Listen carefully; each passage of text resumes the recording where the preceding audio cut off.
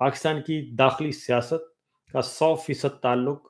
پاکستان کی خارجہ پالیسی اور اس وقت جو انٹرنیشنلی جو کچھ ہو رہا ہے اس سے ہے، اور وہ ہے پاکستان اسرائیل کو تسلیم کیا جانا۔ یہ ایک بنیادی نقطہ ہے،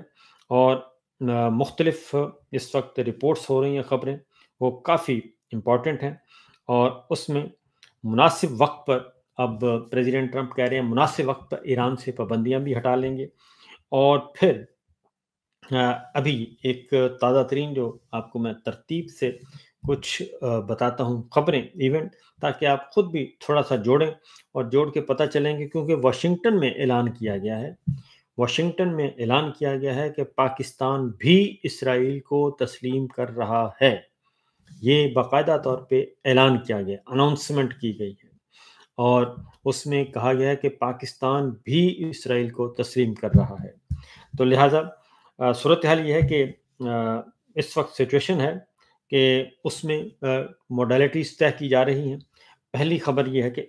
اسرائیل غزہ کے 75% زیر قبضہ علاقے کو خالی کرنے کے لیے آمادہ ہو گیا ہے۔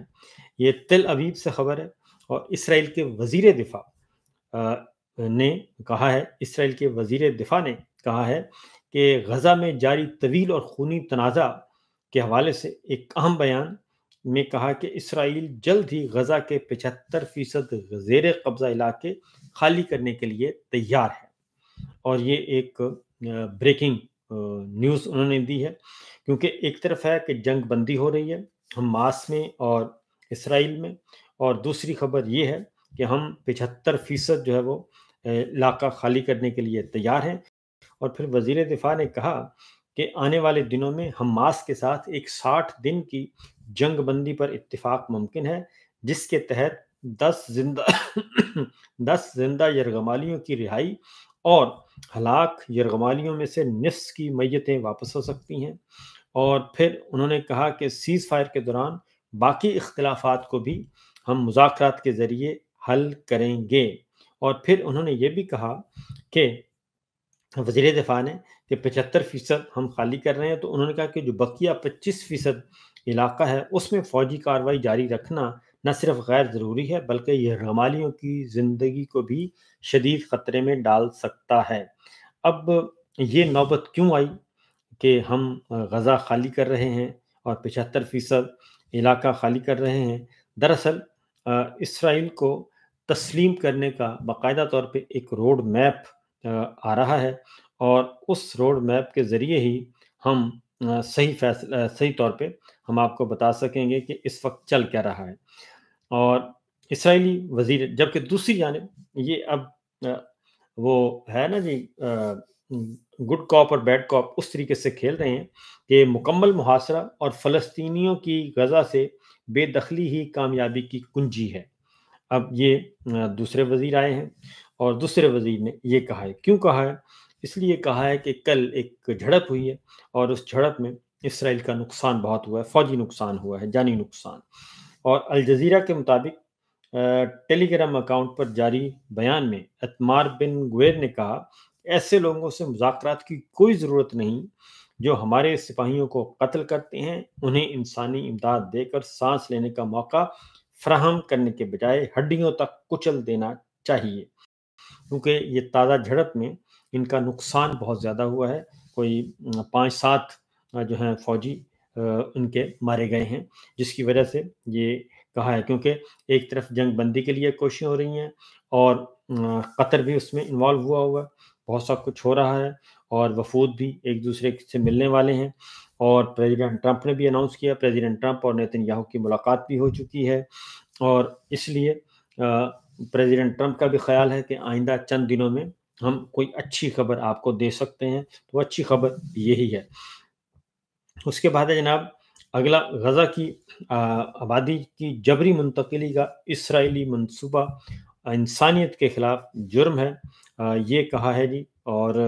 اس کے ساتھ ساتھ جو برکس ہے، جو ابھی آپ کو میں بتا رہا تھا کہ جو غزہ کو خالی کرنا ہے اور غزہ کو فلسطینی ریاست کا حصہ بنانا ہے، اس پہ مزاحمت بہت ہو رہی ہے، اور नेतन्याहू, प्रेसिडेंट ट्रंप और इनके दरमियान आपस में इनका यह है कि जनाब फ़लस्तीनियों को गज़ा से बेदखल करने के मंसूबे में पेशरफ्त का इशारा, ये भी ये मुलाकात जब हुई नेतन्याहू की और प्रेसिडेंट ट्रंप की, तो उस वक़्त जनाब ये हुआ है। तो जो झड़प मैं आपको बता रहा था उसमें 5 इस्राएली फ़ौजी जो हैं वो मारे गए हैं और 14 ज़ख्मी हुए हैं जी। तो ये बड़ा नुकसान हुआ है, जिसकी वजह से फिर उसके बाद 19 फ़लस्तीनी भी इसमें अल्लाह को प्यारे हुए, शहीद हुए। और इसके साथ-साथ ही जो बातें हो रही हैं, जंग बंदी के बारे में भी सोचा जा रहा है, लेकिन अगली खबर जो है वो ब्रिक्स की है। क्योंकि ब्रिक्स ब्राज़ील, रूस, इंडिया, चीन, साउथ अफ्रीका, मिस्र, इथियोपिया, इंडोनेशिया, ईरान और यूएई, ये ब्रिक्स एक इंटरनेशनल फोरम है जी। ब्रिक्स ने गजा को मकबूजा फ़लस्तीनी इलाके का अटूट अंग करार दे दिया है कि ये अटूट अंग है और किसी भी सूरत में उन्होंने कहा कि मगरबी किनारे और गजा को फ़लस्तीनी अथॉरिटी के तहत यकजा किया जाए, क्योंकि बात तो यहीं पे फंसी हुई है। और एक फार्मूला डिस्कस किया जा रहा है कि गजा और कुछ वेस्ट बैंक के जो इलाके हैं वो हवाले कर दिए जाएं, 1967 की पोजीशन पे वापस जाएं और कुछ इलाके ये दे के और फ़लस्तीनी रियासत, और फिर फ़लस्तीनी रियासत को 4 अरब मुल्क जो हैं वो उसको रन करेंगे और हमास जो है वो वहाँ से हमास के लीडर जो हैं वो बेदखल कर दिए जाएंगे और वो किसी भी मुल्क में जाके पनाह ले लेंगे और गैर मुसल्लह कर दिया जाएगा जितनी भी वहाँ पे प्रॉक्सीज हैं और जो भी मुसल्लह जहद करने वाले जिद्दोजहद कर रहे हैं उन सबको गैर मुसल्लह कर दिया जाएगा। तो ये एक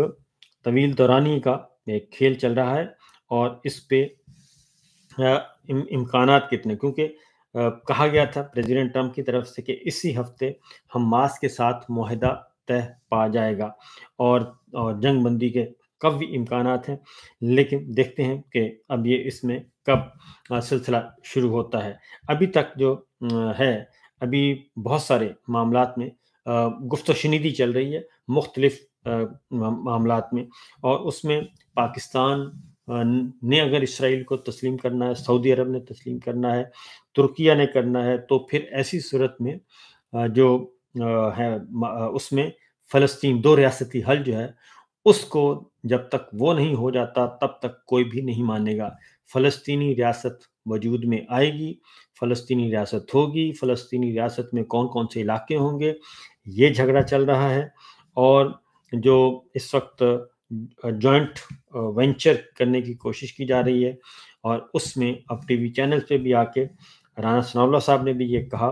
और उन्होंने कहा कि सबको अरब ममालिक के साथ पाकिस्तान को जाना चाहिए, और दूसरा ये क्योंकि हम आइसोलेशन में नहीं कोई फ़ैसला कर सकते। फिर नदीम मलिक साहब ने उनसे सवाल पूछा था कि अगर ईरान तो नहीं मान रहा, तो उन्होंने कहा फिर ईरान को भी हमें राज़ी करना चाहिए कि ईरान को भी लेके आएँ। और यही बात जो है वो अमेरिका में कही गई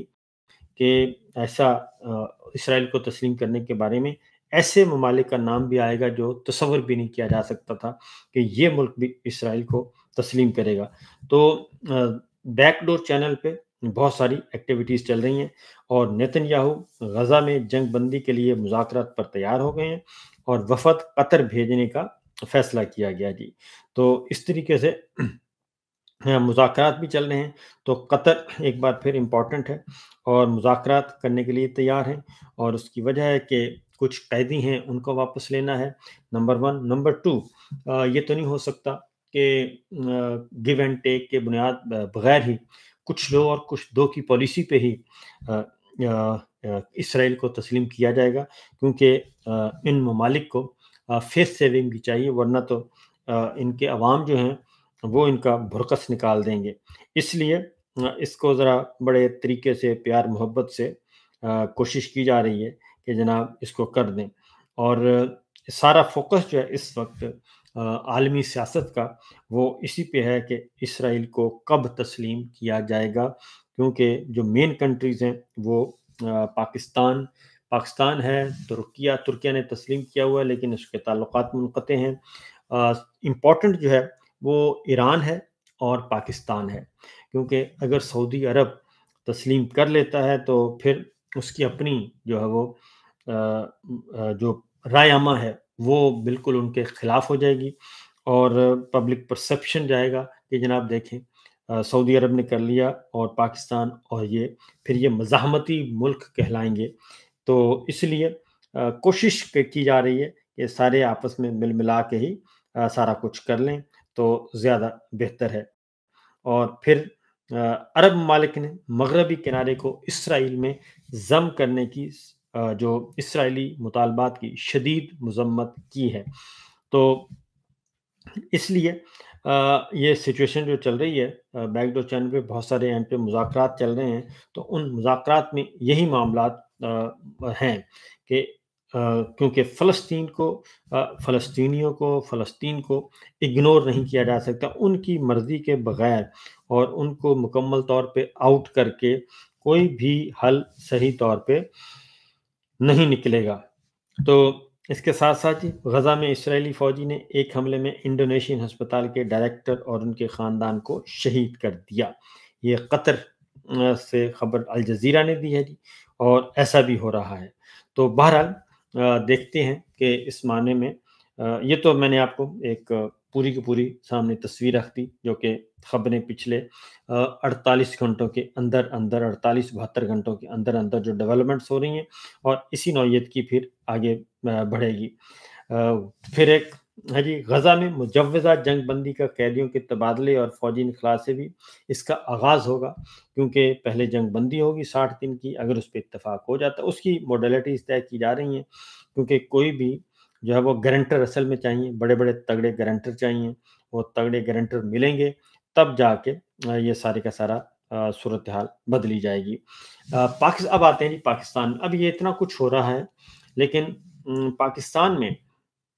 بہت کنٹرولڈ قسم کی گفتگو اس میں ہو رہی ہے، اور اس میں گفتگو ہونے کے بعد جب اس کو رپورٹ کیا جاتا ہے، جیسے ہم نے رپورٹ کیا، رانا ثناء اللہ صاحب کو ریپروڈیوس کیا، ندیم ملک صاحب کے پروگرام میں تھے، تو جب پریشر آتا ہے تو پھر وہ اس کی تردید کروا دی جاتی ہے۔ اور مجھے حیرت ہے کہ ڈان نیوز نے اس کو وہ فیکٹ چیک پہ لگایا اور کہا کہ جناب رانا ثناء اللہ صاحب نے یہ گفتگو نہیں کی، حالانکہ ان کی منہ سے گفتگو نکل رہی ہے۔ یہ حیرت انگیز بات تھی کہ کیوں ڈان نے ایسا کیا، اور اس میں لکھا کہ جناب یہ رانا صاحب نے ایسے بات نہیں کی تھی، وہ پوری موجودہ میں سنا بھی چکا ہوں۔ اب جی آگے آتے ہیں، اب آتے ہیں پاکستان کی طرف۔ تو پاکستان کے بارے میں بھی یہی صورتحال ہے کہ پاکستان جو ہے اس کی بہت ساری ایکٹیویٹیز چل رہی ہیں، لیکن وہ رپورٹ نہیں ہو رہی۔ میں پھر کہوں گا کہ اگر اس کو آپ اوپن کریں گے اس ڈیبیٹ کو، تو ہو سکتا ہے آپ کی جو معاملات ہیں آپ کے زیادہ اچھے طریقے سے ہو جائیں، کیونکہ جو آپ خفیہ طریقے سے کرنا چاہ رہے ہیں، خفیہ طریقے سے شاید یہ کام نہ ہو سکے، اور الٹیمیٹلی آپ کو یہ ساری چیزیں منظر عام پہ لانا پڑیں گی۔ لیکن کوشش کریں کہ وہ پہلے آ جائیں۔ آپ کو میں ایک گفتگو سنواتا ہوں۔ یہ جو میں نے آپ کو کہا کہ باہر سے خبریں آ رہی ہیں کہ پاکستان جو ہے وہ اسرائیل کو تسلیم کر رہا ہے۔ سنیے، یہ پریزیڈنٹ ٹرمپ کے آئی تھنک داماد ہیں، وہ یہ گفتگو فرما رہے ہیں، سنیے ذرا۔ Speaking with both Jews and Muslims who are navigating the dynamics caused by the current conflict left me more positive than ever that the Abraham Accords have the foundation to prosper and expand across additional nations, including Saudi Arabia, Pakistan, Indonesia, and many, many more to come.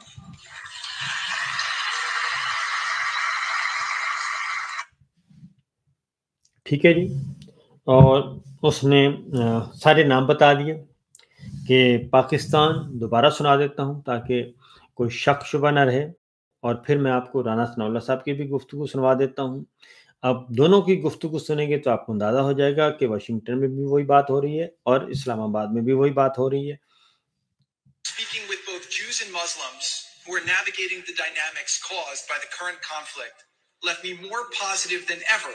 that the Abraham Accords have the foundation to prosper and expand across additional nations, including Saudi Arabia, Pakistan, Indonesia, and many, many more to come.